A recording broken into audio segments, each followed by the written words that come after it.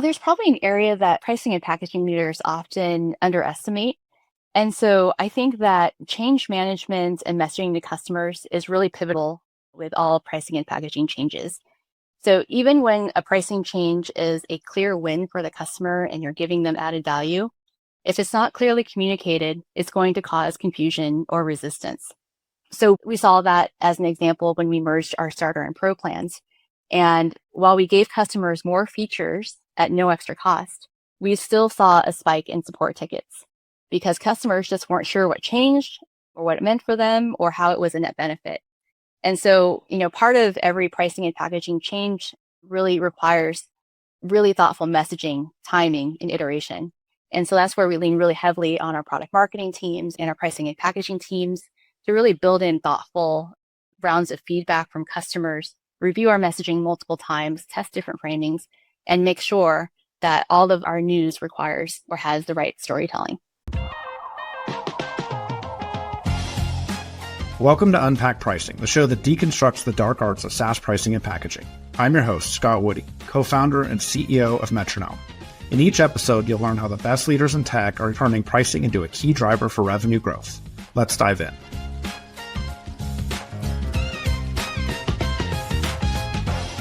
Giang, thanks for joining us today. We're really great to have you. And for the audience, Giang leads pricing and business operations at Zapier.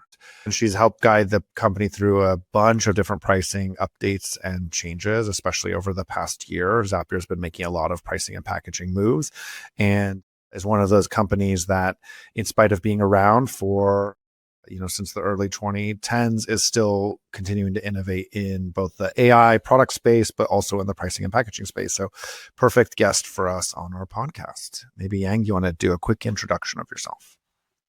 Sure. Thanks for having me, Scott. My name's Giang Hoang. I've been Zapier for 4 years, and I'm really excited to dive in today with pricing and packaging. I have a pretty broad interdisciplinary background in consulting, which has allowed me to have a interesting perspective in P&P and how we think about our strategy and operationalize it. Awesome. Well, the first question I would love to understand is, pricing is one of those very interesting niches in business. How did you come to become focused on pricing and packaging? Sure. So I think like many other pricing and packaging leaders, my path to this domain was indirect. So I actually started at Zapier focused on business operations. And one of my first special projects or tours of duty was to do a upmarket pricing change with some external consultants. That was supposed to be a 3-month project, but it turned into a 4-year ordeal with myself now leading pricing and packaging at Zapier. Very cool. Actually, what was the root cause of the expansion? Was it the importance of pricing and packaging? Was it like it was a really hard problem to solve? Like what took 3 months into 4 years and now maybe a permanent career in pricing? Yeah. So maybe to elaborate further, I think, Zapier has always been a PLG like company, and most of our early customers were individuals or SMBs, and they found and adopted Zapier on their own. But over time and over my time at Zapier, we've had to expand to better support teams and enterprises. And so we've ended up building up a workforce and pricing strategy accordingly. That's very cool. Yeah. And I think maybe to elaborate even further, we've not only just expanded upmarket, but we've also shifted from one product to now many connected offerings as an AI orchestration platform. So I think most folks know us for our Zaps or our workflow automation product, but our product catalog has multiplied in the last few years. So we now have, for example, interfaces and tables and chatbots. But then we've also integrated AI deeply into our platform and created new products like AI agents and now our MCP product. Okay, awesome. I'll put a pin in the specific products because I think it's like that's the interesting part of pricing and packaging kind of comes at how it interfaces with the product. But maybe just to ground folks in Zapier's kind of pricing evolution. You mentioned that the company started in, I think, 2012, very focused on a PLG type of motion. Maybe talk about the eras of pricing and packaging at the company and how they've changed over the past decade plus. Yeah, for sure. So starting at the very beginning, Zapier was a very scrappy, Y Combinator startup. And you can see that represented in our pricing and packaging. I think our three founders even used the Fibonacci sequence as their first pricing plan prices. And I think in the early days, our monetization was by tasks. And so that was our pricing lever. But we've kept the pricing page, or they kept the pricing page vague by design. And that allowed Zapier to experiment in the background. And so if you look at our early pricing pages, for example, you'll see lines like pricing starting at blah, right? And that allowed folks to actually experiment with different price points and messaging while also continuing to monetize the product. Going beyond that, I think, we've seen rapid adoption and growth of our product, particularly around 2015 or so. And with that, we just added on more complexity and offerings to our plans and pricing. And so you'll see more plan tiers, more feature gates, increased thresholds. And we even did start dabble in metered pricing at that point. Maybe one of the most persistent changes that we've done or that we've kept with is we've always had a pretty low entry point. And so 1999 was always like our low barrier to a paid plan. Maybe the next era after that is when I joined in about 2021, when I think that's when we started to see growth slow down a little bit off of that self-serve engine. And so this is, again, coming off of the pandemic, coming off of the COVID-driven surge. You can see that, customers are really adopting automation. But again, by the time 2021 rolled around, you can see that budgets have started to tighten. And the SaaS consolidation, as many of us are familiar with, started to kick in. And so that was a bit of a turning point for us to really think about how we can scale differently and use pricing as more of a strategic lever for growth. Okay. Very cool. Maybe talk a little bit about the concept of pricing as a strategic lever. How does pricing fit into the kind of current Zapier strategy, and how are you using pricing in order to drive growth? Yeah. So what I mean by making pricing more of a strategic lever is perhaps operationalizing it as such. And so that means you need to organize internally and prioritize that. And so one of the first things that we did was create a cross-functional pricing and packaging team with a dedicated steerco committee. We also made sure that we defined a set of pricing principles that would guide the steerco in making all of our decisions. And then lastly, we need to treat pricing and packaging as a product. So clarify the ownership, make sure that we iterate often and learn from our pricing changes, and really incorporate customer feedback into our changes as well. Okay. You said a bunch of things that I would love to dive into. So the first is, pricing council is one of those concepts that I think almost all companies have in some form, but they vary in their effectiveness. Maybe talk a little bit about how you all have constructed the pricing council and kind of designed it in order to make sure that it's like continuously able to actually drive change in the business. Yeah, so I think one of the core things is making sure that our pricing council is inclusive. So when we think about the core players that are involved in pricing and packaging, it includes everyone from build to go to market to ops. And so there's clear representation from each of those different segments. And then as part of that, there's those clear set of principles with which to guide our decisions. That way we can make sure that we are aligned and working in the right direction for our pricing and packaging decisions. Awesome. Would you be willing to share some of the principles that your pricing council has? Yes, so there are 5 core principles that we follow in our decision making. These help us stay consistent and focus on the customers, and again, make sure that we're all aligned because so many people are involved and everyone has an opinion about P&P. But our first principle is around maximizing trust. So we know when there is a usage-based model or a consumption-based model, that's going to introduce uncertainty for customers. It's going to be hard for customers sometimes to predict how much they use. And so we want to make sure that we minimize surprises and gotchas. And that could mean like making sure that folks are aware of how much they're using and when they're going to hit their limits, making sure that they have advanced notice of changes and can react to it. And so as part of that maximize trust principle, our efforts need to make sure that customers always know what they're paying for and why. Our second principle is around bias to adoption and usage over near-term ARR. So what we mean by that is really in support of our mission to make automation work for everyone. We want to prioritize access and growth over extracting the maximum revenue right away. And so that's where we can make some bold trade-offs to improve adoption and make sure that we are getting the usage and retention gains that we hope for over time. Any example of that principle in action, like a time where, maybe a different company without that principle would have made a different decision? Yeah, I think, aggressively monetizing at the beginning is really challenging. And so being able to provide, for example, a generous free tier and a lower barrier to entry to a paid plan could be the right way to capture early adoption and make the product sticky.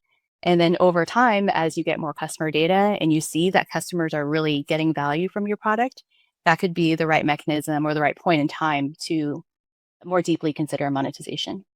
Yeah. Any other principles or you mentioned 5, I think we're at 2. So what are the remaining principles? Yeah, our third principle is default to simple and straightforward pricing. So clarity drives confidence. And so part of this effort is to make sure that you can simplify your plan offerings and make it easier for customers to upgrade or cancel and just really improve how pricing is communicated. And so where there's a lot of complexity, try to supplement as much as possible with examples or guidance and just make sure that customers understand what they're getting with your packaging. Maybe the other principles to just quickly go off of our fourth and fifth. Encourage commitment is our fourth one, where again, we want to meet customers where they are, but also reward commitment. And so part of that looks like, for example, providing an annual discount so that customers can commit to a longer time period and be rewarded for that while the company can increase their NRR. And what's the 5th pricing principle at Zapier? Yeah, our fifth pricing principle is about regularly reassessing pricing to ensure maximum value. So pricing and packaging is dynamic and the market is dynamic. And so making sure that you're constantly reevaluating your pricing and packaging to make sure that it meets the customer at where they're at is important. So we're constantly reflecting and making changes. It's never static. Very cool. Okay, that last one is extremely near and dear to my heart. But like one thing you said, you mentioned you have a pricing committee or pricing council, you have these principles, and then I think you said that you have a dedicated team for pricing and packaging. Maybe talk a little bit about that team. I think that's not something we see in every company. I think it's like, sometimes pricing and packaging is a coalition of the willing, and it's like everyone is kind of implicitly involved, but it sounds like actually at Zapier, you're taking this pretty seriously and having a dedicated focus on it. Absolutely. So pricing and packaging is a bit of a horizontal function at Zapier. And so we have leaders from across the organization that are part of this team that are contributing to the pricing and packaging strategy, as well as the execution and governance of it.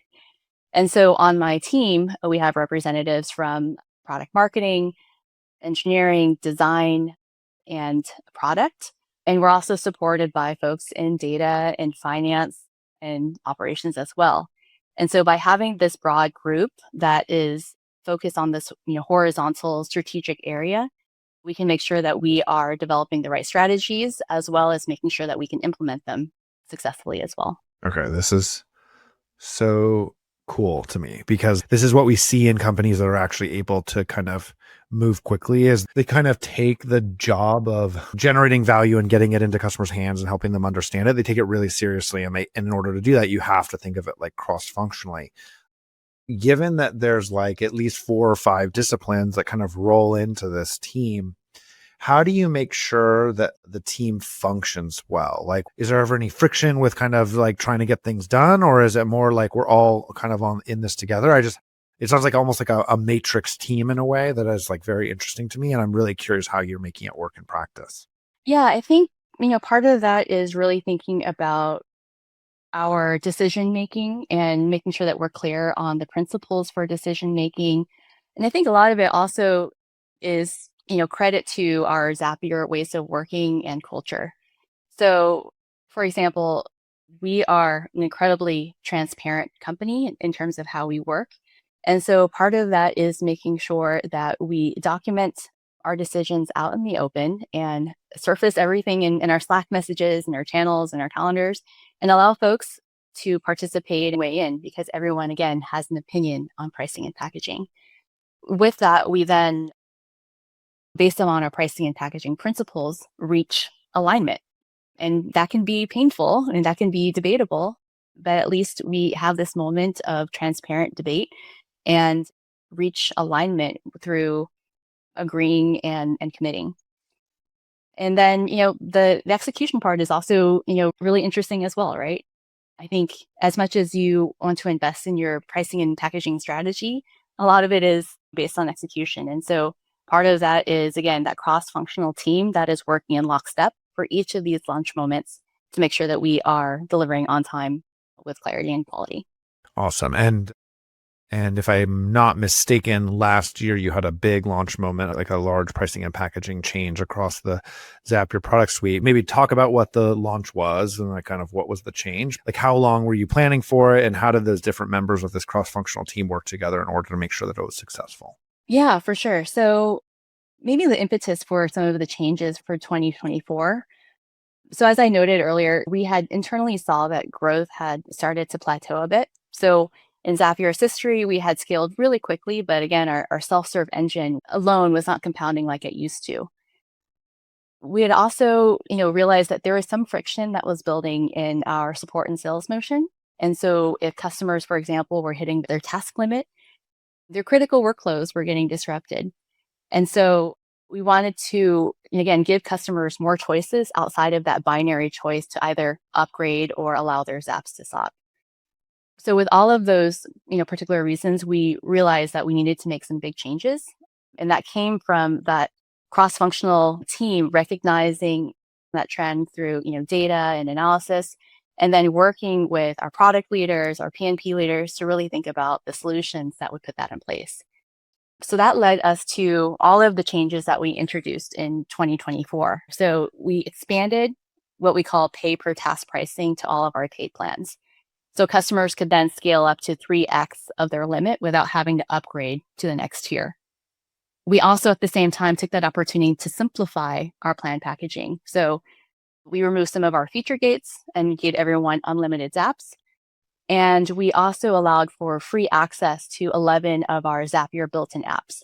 And that way, customers weren't limited by the automations that they ran and would be encouraged to build even more and get more value out of the product.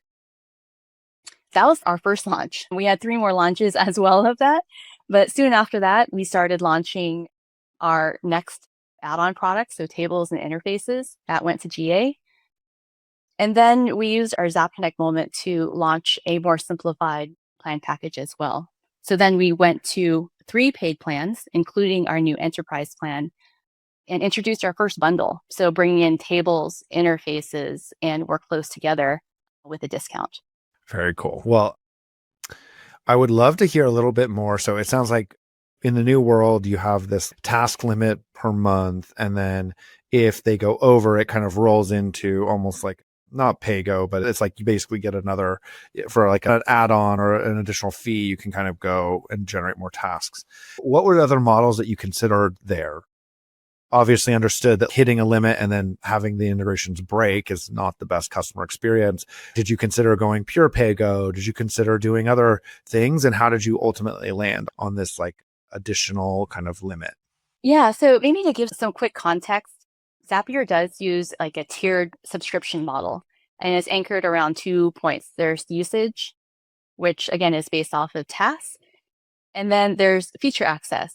So we have these 4 subscription plans today that have different capabilities and access to new features like app integrations, permissions, more complex automations. And so, that model has served us really well for a long time. But, I think we, again, heard feedback that we wanted to change that for customers that had, seasonal or unpredictable usage. And again, there's a lot of friction in that.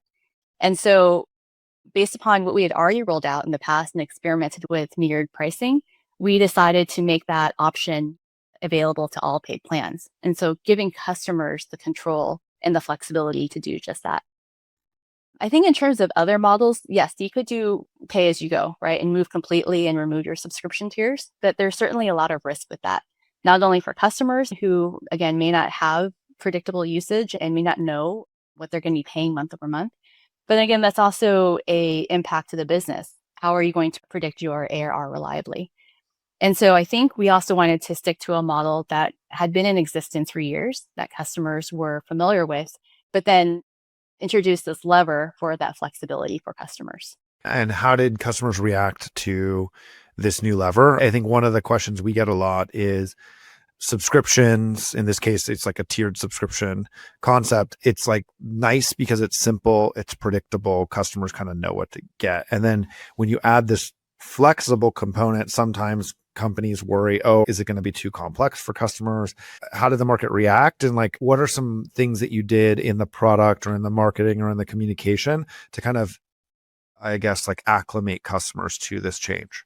Yeah, certainly. So it's about a year out since we've made a lot of those changes. And as we reflect back, we've seen a lot of really positive signs.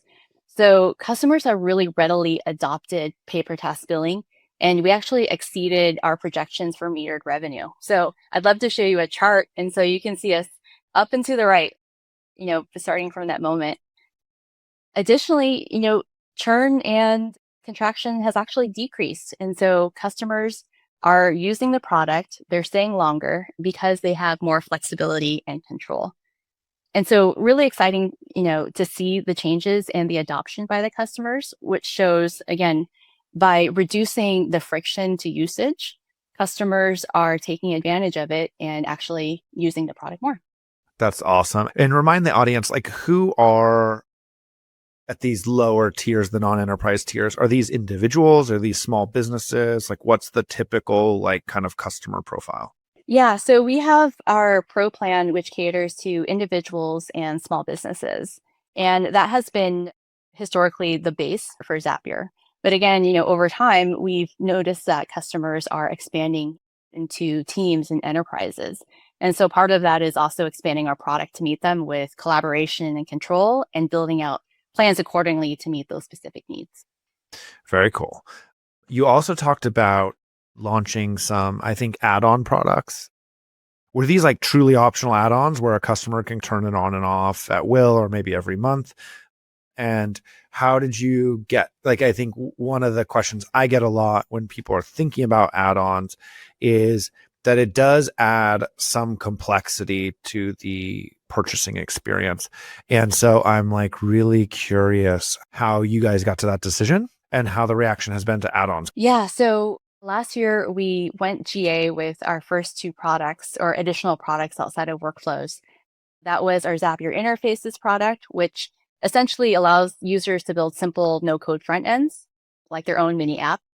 We also launched Zapier Tables, which is like a spreadsheet meets database type of function that allows, different teams to structure their data for workflows. So we launched those add-ons with the idea of, let's get it out there and really optimize for learning and adoption. And then over time, we can always iterate and learn and change our pricing and packaging model. We released those products and we carefully observed how customers were using it and how they were using it together or separately. And that helped us influence our decision on bundling and making sure that customers actually got value out of our three products together. So we, again, made that concerted choice to bundle tables, interfaces, and Zaps together and encourage them even further with a discount. Okay. And in that bundle, I'm curious how much internal product work went to kind of drive cross-product utilization. Was that a big focus, or was it pretty natural that customers that were using the core product would kind of adopt tables and interfaces? Yeah, more of the latter. I think, as we noticed as we were releasing other products as well, most customers were naturally using all three together. And so with that trend, it made sense to package it together and even, blow out the use cases and scenarios to encourage that growth. Very cool. You've talked a bit about, I think the original kind of impetus for you starting to work on pricing was enterprise. Talk to me about in 2024, how does enterprise interface with these self-serve plans? Is enterprise like the same kind of rough structure? It's just you get more, or is it like a fundamentally different commercial monetization structure? Yeah, so with our enterprise plans, we do include the same products that are part of our, self-serve lineup, but again, there's feature differentiation, right? So we do find that enterprises are looking for more admin and control capabilities. They're also looking for a higher degree of service. And so you can see that as part of our specific and tailored enterprise packaging. Enterprise packages are also not one size fits all, right? And so a lot of the conversations and negotiations that happen with our sales team requires us to really understand the enterprise customer's needs, understand the actual buyer for these products, and make sure that we're tailoring our pricing and packaging for that. And so you can see that in how we, again, not only offer a product, but even how they buy the product differently. There could be a longer sales cycle. There could be different billing terms. There could be different payment methods and currencies. And so part of our effort in the past few years has been really understanding that enterprise customer and tailoring our pricing and packaging options to that. One of the things I like to ask about is I worked at Dropbox and we had our enterprise SKU, and the enterprise SKU was more or less as like SSO, kind of the typical things that you would expect. But there's always a few things that are kind of product specific differences in the enterprise. Are there any of those for Zapier? Like the enterprise actually fundamentally uses the product differently, and therefore this feature set or this packaging is kind of much more attractive for them? You're right that, security is and scale is a big factor for enterprise customers. And so while we do have SSO offered for team plans for free, for example, there's a higher degree of control and security features that you would see on an enterprise plan. We make sure that, that's essentially table stakes, right? That's just something that all enterprise customers expect coming out of the box. But on top of that, yes, enterprise customers are using it differently. And part of that is really having control and visibility into how every user across their company is using the product. And so that might require additional visibility and dashboards and reporting to make sure that, the owners of these accounts can manage it accordingly. Yeah, that's exactly what we see, especially with more consumption-based businesses, is that when you move into the enterprise, there's this like shift between who's the budget holder and then who's the user. And it actually, the budget holder starts to have like product needs for kind of understanding, okay, I see how much we're spending, but is this the right way to spend money across this entire set of companies? That's like very interesting to kind of hear you reflect that.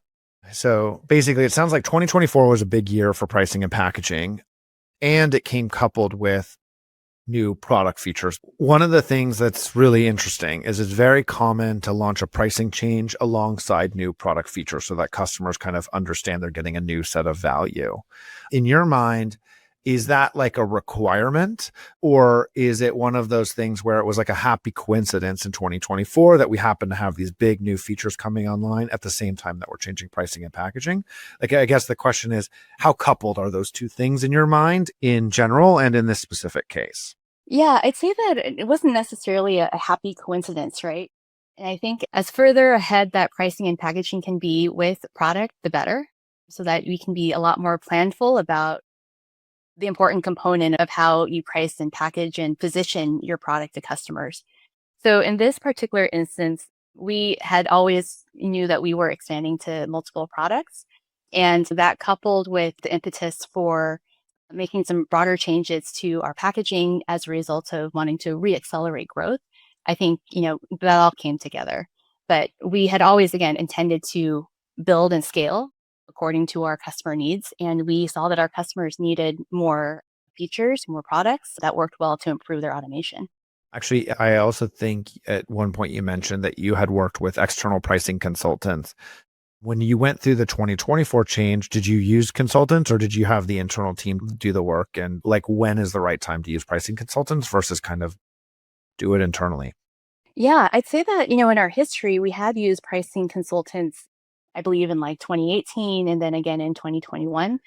And they were incredibly foundational in helping us to set up the right structures and frameworks because we ourselves had not built that.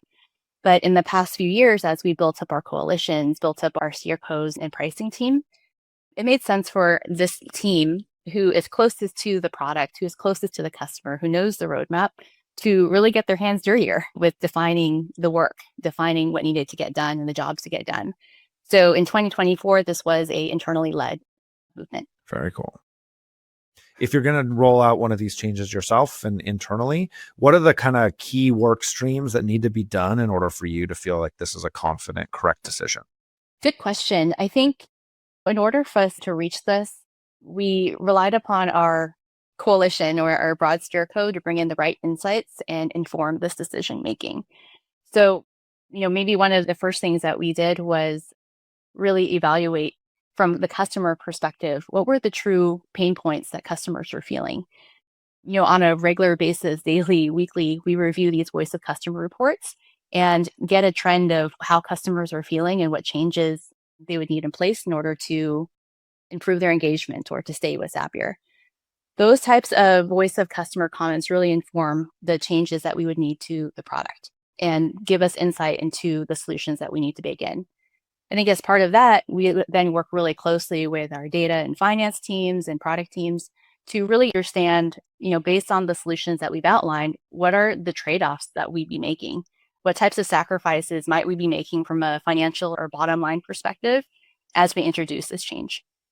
And I think what's really interesting about the 2024 changes is that there were incredible risks and calculations that we went into making these things that really required us to get close to the numbers and feel confident in our decision.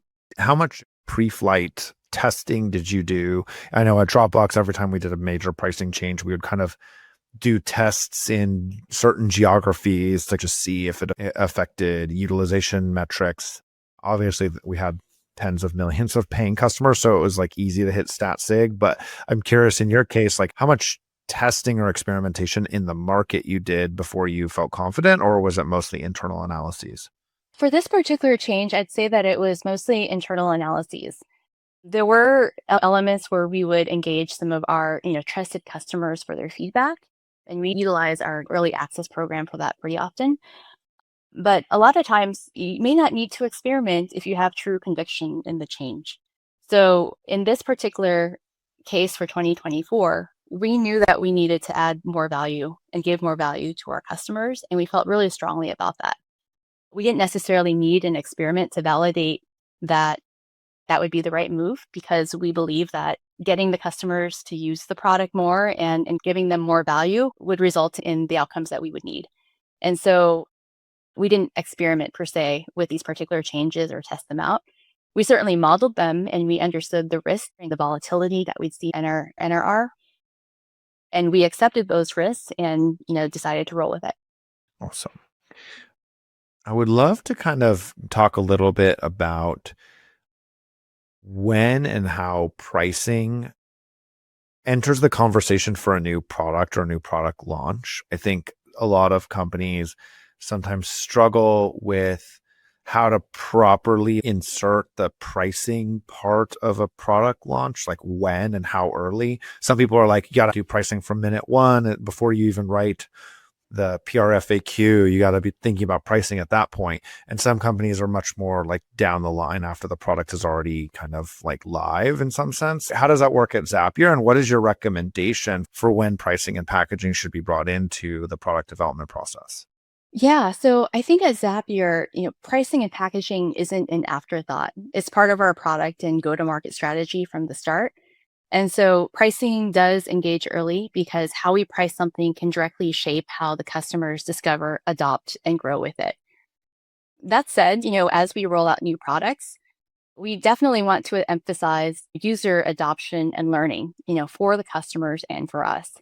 And so part of that is making sure that we are less aggressive with our pricing and packaging policies with regard to monetization, for example, and really help to encourage commitment so that when we launch something new, it's incredibly accessible, adoption friendly, and there's a low barrier to entry. Very cool. Practically, how do you help those product teams understand the kind of existing kind of monetization landscape that they're deploying into? Like, I think one just pragmatic question is like, how do you or how does the pricing team educate the rest of the organization about the way that product monetization works and in a way that they can actually plug their kind of new product work streams into? Or do you rely on the product leaders to kind of do that thinking? Yeah, good question. I think, we have early engagement with our product leaders and provide guidance and consultative efforts to make sure that we're aligned. I think as you're introducing multiple products, one of the key insights is to also make sure that it's recognizable to our existing base, especially if that's who we think is going to adopt that pricing.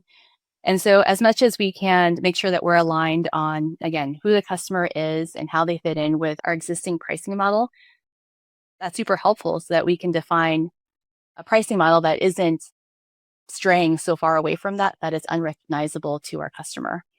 And so the early days is, again, making sure that we consult with our product leaders, come up with a recommendation together, and make sure that it's aligned closely enough to our existing models. Interesting. Now that I'm thinking about it, at the same time that you're launching these new products, you're becoming more of a multi-product company. And that's kind of a famously, I would say, challenging sometimes transition for companies to make, because you've kind of built along this core product and you know how that works. You've gotten it to its logical maximum optimal point, and now you're introducing new things. Sometimes companies struggle with that transition. Sometimes companies really flourish. How has it gone? And what are some lessons you've learned from that transition that might benefit other folks as they're kind of thinking about becoming more of a multi-product or multi-product family company? Yeah, so I'd say that, we have launched multiple products in the past year, and it's gone great in terms of seeing customers adopt our products and allowing us to learn from their behavior so that we can continue to iterate on not just our product, but how we price and package it. So I think one of the things that we've done is just really emphasize user adoption and learning in the early days and make sure that our pricing model is fit for that. So as you can see across, all of our plans and packaging, we encourage freemium. So that allows customers to experience the value early and scale into paid once, they are getting a lot of value from that particular add-on or product. I think as we are also in the early days learning from it, you can see how customers are using the product, whether as a standalone or if it's better together. And in the instances for Zapier, tables, interfaces, and Zaps were better together as a trio. And so selling it as a standalone offering didn't necessarily make sense.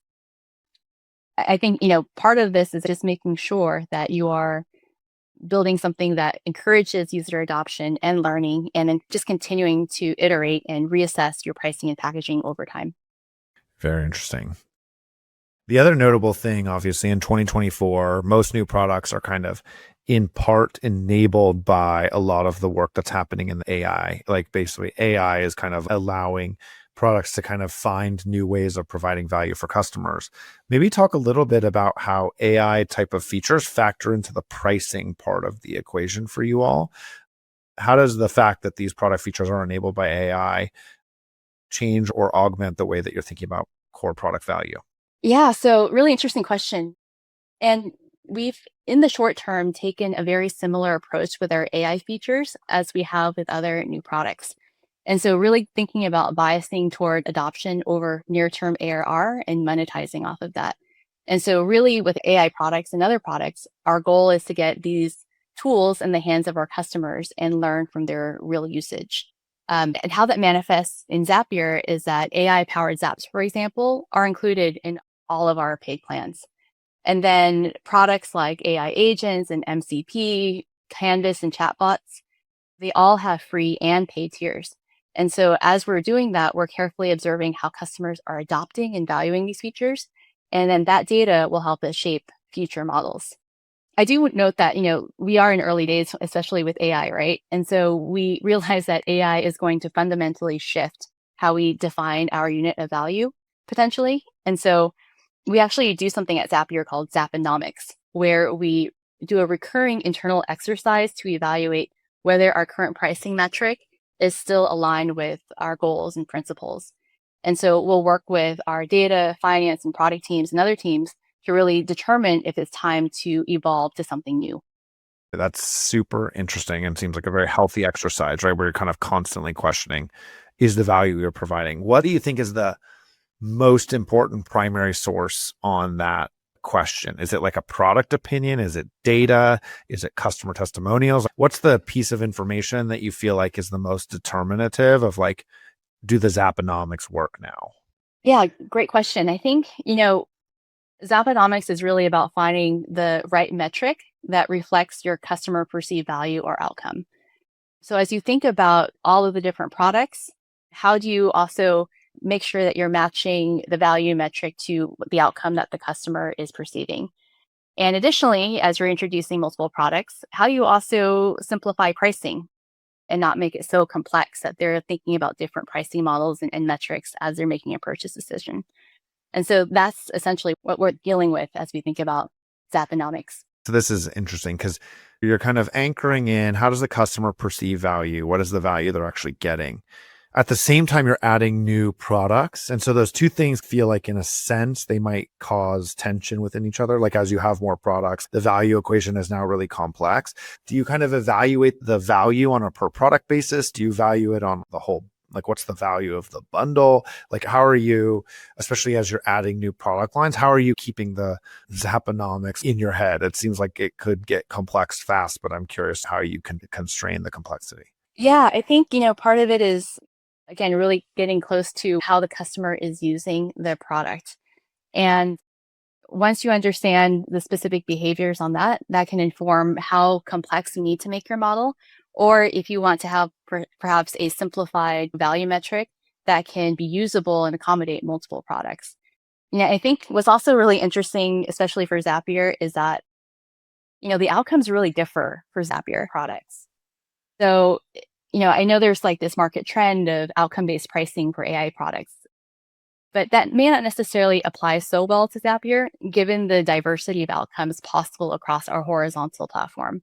And so it's definitely something on our mind as we're producing highly valuable outcomes across our customers, but something we haven't necessarily solved for quite yet or need to solve for quite yet as things are evolving. Super interesting. Yeah, I definitely think with these horizontal platforms, there's like the value can be wildly different across two users that on paper look the same. You currently have a good, better, best pricing model, if I understand, like kind of tiered. Have you thought about doing almost like a horizontal SKU proliferation where it's different types of users would pay differently because the value they experience differently? Or is that just too much complexity for the business? Well, I'd say that our tiering model does accommodate particular personas. And a lot of that is based on, if they are a single user or a small business, or if they are a team that is collaborating and working together on automation. And so that's naturally how our products are packaged today. That said, I do think, again, as we are evolving our platform, there are other use cases that we may need to solve for, or specific verticals that we may need to solve for. We need to provide some more flexibility there to accommodate those particular scenarios. Very cool. One other theme that like has come through in this conversation is it's very clear that Zapier has an agility or a comfort with trying new things in the pricing and packaging domain. I mean, you have a team that's like really just focused on that, which is awesome. What are your recommendations or thoughts on how to run pricing experiments or to think about pricing variation as you're trying to find that optimal place on the energy landscape? What's some advice that you'd have for other companies that maybe aren't as kind of experiment forward as Zapier? Yeah, I guess I'd say first, don't experiment just for the sake of it. And so every pricing test that we run at Zapier is tied to a clear hypothesis and a defined goal. We're not trying to hit a quota of experiments, but really focus on the ones that matter.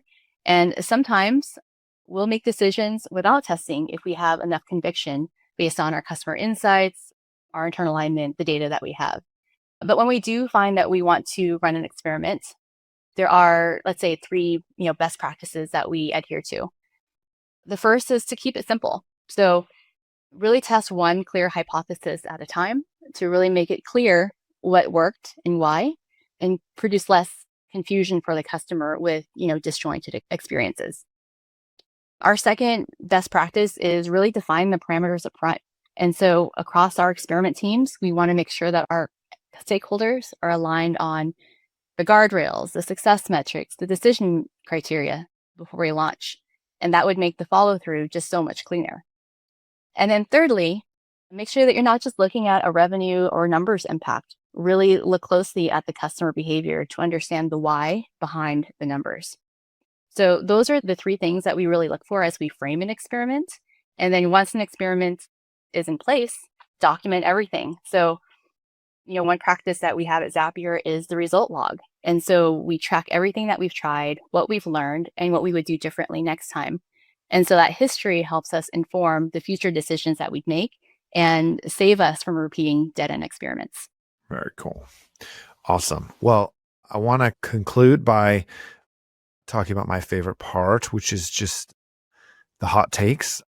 So I'm really curious if you have any pricing and packaging hot takes, maybe opinions that you find you differ with your peers at other companies on, or kind of things that you uniquely believe and or think are like kind of core principles for how to do pricing and packaging.